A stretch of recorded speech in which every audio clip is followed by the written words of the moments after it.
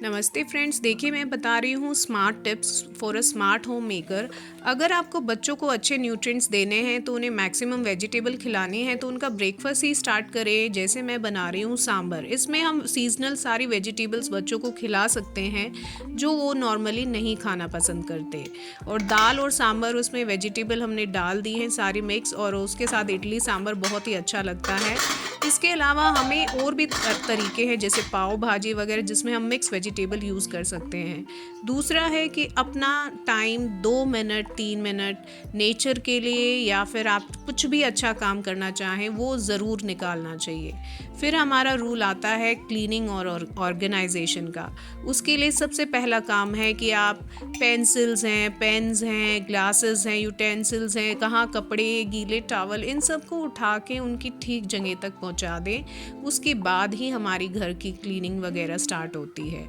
तो एक home maker का काम सिर्फ सफाई करना, झाड़ू पोछा या खाना बनाना नहीं होता। इसके अलावा भी घर को मेंटेन करने का बहुत बड़ा सा टास्क होता है जो हमें हर रोज़ करना होता है कि गीले टॉवल को कहाँ पहुंचाना है, धूप में डालना है, मैले कपड़े हमें एक बास्केट बनानी है लॉन्ड्री की कलेक्ट करने की, उसमें डालने हैं।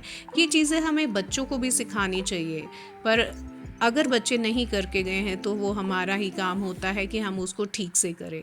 फिर हमारा रूल आता है कि आपने कहीं रबर बैंड्स हैं उनको अच्छी तरह ऑर्गेनाइज़ कीजिए ताकि वो नेक्स्ट टाइम फिर मिल सके। इसके लिए आप छोटे छोटे ऑर्गेनाइज़र यूज़ कर सकते हैं। अपने कपड़ों को फोल्ड करना, हैंकीज़ वगैरह, मतलब सब छोटे कपड़े आपको इधर उधर से कलेक्ट करने पड़ते हैं। बुक्स का ठीक अरेंजमेंट होना चाहिए, बच्चे तो कहीं पे भी रख के चले जाते हैं। और इसमें हमारी अच्छी खासी एक्सरसाइज भी हो जाती है। और जैसे कारपेट्स हुई, सोफ़ा हुआ, इनको अच्छी तरह क्लीन भी करना है। और फिर हमें करना चाहिए कि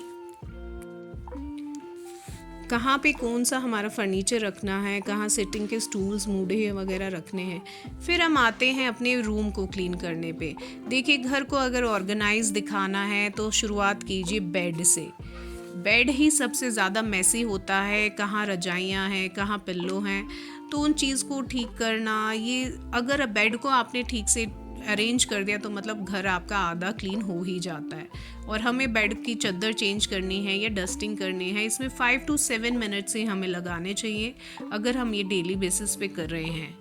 देखिए, जैसे बेडशीट्स उतारी या आपने रजाई हटा दी तो थोड़ा सा मैट्रेस को भी उसी चादर से साथ के साथ क्लीन कर देंगे तो आपके मैट्रेस ज़्यादा गंदे नहीं होंगे। और आपको अगर बहुत ही अच्छा लुक देना है तो कंट्रास्ट में आप बेडशीट्स और पिलो कवर्स यूज़ कीजिए, और साथ में ही अपनी डस्टिंग ज़रूर करते जाइए। वो होता है हमारा बिल्कुल ही एक नया मेकओवर अपने रूम को देने का तरीका। जितना लाइट आपका बैकग्राउंड होगा, जैसे बेड यहाँ मेरा वाइट है तो मैंने फ्लोरल चादर देके एक बहुत ही यूनिक सा और सुंदर सा कॉम्बिनेशन बनाया है और बहुत ही अच्छी लुक आई है बेड की। इसके बाद आप चाहे वहाँ पे डस्टिंग करनी है, साइड टेबल्स हैं, वहाँ बुक्स अरेंज करना है, स्टडी टेबल है, ये सारी चीज़ें भी हमारा कंप्लीट रूम को ऑर्गेनाइज और क्लीनिंग में आता है। ये सारी चीज़ें करने के बाद ही हमें होम मेकर्स को लगता है कि अब सिर्फ फ्लोर की क्लीनिंग का काम बचा है, जो कि हमें डस्टिंग के बाद हमें फ्लोर की क्लीनिंग, झाड़ू और सफाई जो पोछा हम लगाते हैं। और देखिए, बच्चों की बुक्स हैं वो भी अरेंज करना, कहाँ उनके प्रॉपर नोटबुक्स हैं, कहाँ उन्हें बुक्स रखनी हैं, कहाँ पेंसिल्स हैं, कहाँ स्टेशनरी है, ये सब हम होम मेकर्स को करना होता है। तो धीरे धीरे हमें ये बच्चों में भी ये हैबिट डेवलप करनी चाहिए, क्योंकि उन लोग को तो जल्दी भागना होता है, वो टाइम से जो चीज़ें कहाँ फेंक जाते हैं, और नेक्स्ट टाइम भी यूज़ करनी है तो हमें ही मैनेज करके उनको रखना है। और ये हर होम मेकर की हैबिट होनी चाहिए कि चीज़ों को अरेंज करिए। देखिए, कहाँ आप अगर बुक्स फैली हुई दिखा रहे हैं और कहाँ डस्टिंग करके आप चीज़ों को ऑर्गेनाइज करेंगे तो रूम की लुक ही एकदम चेंज हो जाती है। पाइल ऑफ पेपर्स पड़े हैं, फैले हुए हैं, तो उनको किसी एक छोटे से बैग में आप रखिए, या फिर बुक्स हैं, डस्टिंग है, यहाँ अगर आप स्टडी टेबल ही क्लीन रखेंगे तभी बच्चा ढंग से पढ़ पाता है।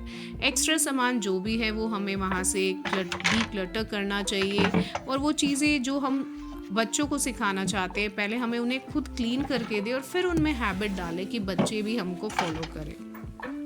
हाँ, अगर जितना आपका अट्रैक्टिव स्टडी टेबल होगा, मतलब क्लीन होना चाहिए, ऑर्गेनाइज होना चाहिए, तो बच्चे का मन भी पढ़ने में उतना ही अच्छा लगेगा। और फिर है कि हमें कैसे इन चीज़ों को करना है कि बुक्स बच्चे के सामने ऐसी रखी होनी चाहिए कि बुक्स पे भी डस्ट ना हो।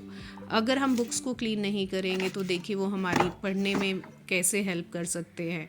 तो हर चीज़ को मैनेज करना, क्लीन करना, ये बहुत ही अच्छी हैबिट होती है। उसके बाद हमारी हैबिट आती है कि हम किस चीज़ को कितने दिनों में कर रहे हैं। जो डेली बेसिस है उसको हम 5 to 7 मिनट्स में कर सकते हैं, और कुछ काम होते हैं जो कि हमें हफ्ते में 7 डेज़ में या हम 10 डेज़ में उसको टच करते हैं तो भी हमारा घर क्लीन ही रहता है।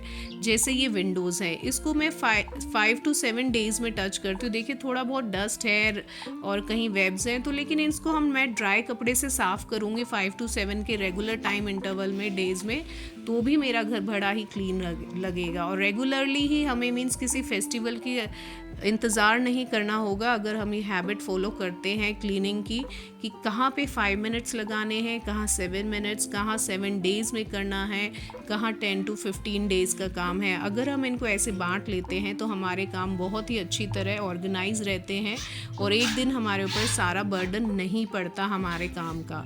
आई होप आपको मेरी ये वीडियो अच्छी लगी होगी, आप इनको फॉलो करेंगे। बाय।